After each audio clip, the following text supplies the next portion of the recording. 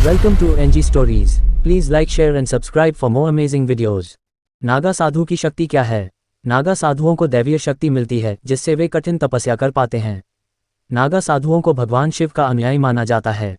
वे शिव की पूजा करते हैं और संकट के समय धर्म की रक्षा के लिए अस्त्र उठाते हैं। नागा साधुओं की शक्ति से जुड़ी कुछ खास बातें। नागा साधुओं को भगवान, गुरु या इष्ट देवता का आशीर्वाद मिलता है। नागा साधुओं को चाहे सर्दी हो, गर्मी हो या बारिश, दैवीय शक्ति से अंदर से ताकत मिलती है। नागा साधुओं ने भारतीय इतिहास में मुगलों और अन्य विदेशी आक्रमणकारियों के खिलाफ कई बार संघर्ष किया है। नागा साधुओं ने धर्म की रक्षा के लिए हथियार उठाए हैं। नागा साधुओं का पराक्रम इतिहास के पन्नों में पहली बार 1757 में गोकुल के युद्ध में दर्ज किया गया था। नागा साधुओं के बारे में कुछ और बातें। नागा साधु हिंदू धर्मावलंबी साधु होते हैं। नागा साधु नग्न रहते हैं और युद्ध कला में माहिर होते हैं। नागा साधुओं की परंपरा आदि गुरु शंकराचार्य ने की थी। कुंभ में कहाँ से आते हैं नागा साधु, कैसे बनते हैं और क्या है इनकी परंपरा? नागा साधु सब कुछ त्यागने के बावजूद अस्त्र क्यों रखते हैं अपने पास? भारत में साधु होने का अर्थ है कि अपने सभी भौतिक सुखों को त्याग देना और पूर्ण रूप से संत भाव में जीवन जीना।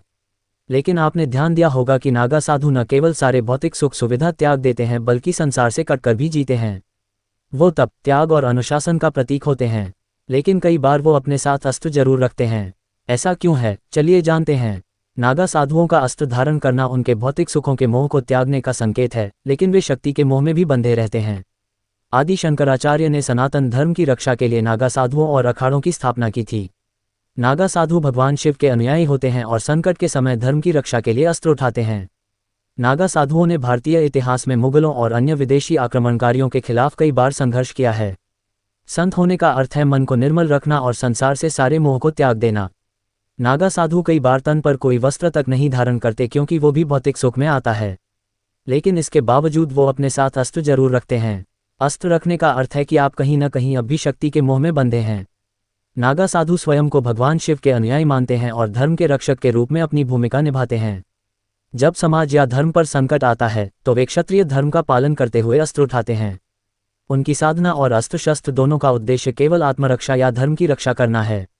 इतिहास में जब भारत पर मुगलों और अन्य विदेशी आक्रमणकारियों ने आक्रमण किया तो नागा साधुओं ने अपने अस्त्र शस्त्र उठाए और हिंदू मंदिरों, परंपराओं और समाज की रक्षा के लिए लड़ाई लड़ी। वे अपने शौर्य और बलिदान के लिए जाने जाते हैं। नागा साधु विदेशी आक्रमणकारियों के खिलाफ हमेशा सक्रिय रहे हैं।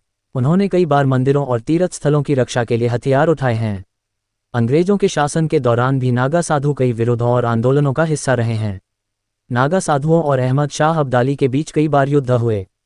अहमद शाह अब्दाली ने भारत पर 1748 से 1767 के बीच कई बार हमला किया था। इन हमलों के दौरान नागा साधुओं ने अब्दाली की सेनाओं को कई बार हराया था।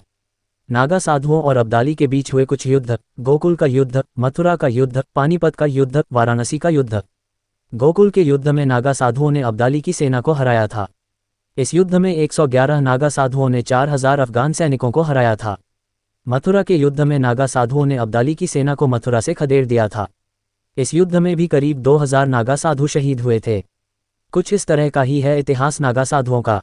ऐसे ही अपना रोचक इतिहास जानने के लिए हमारे साथ जुड़े रहे और हमारा चैनल सब्सक्राइब करें। धन्यवाद।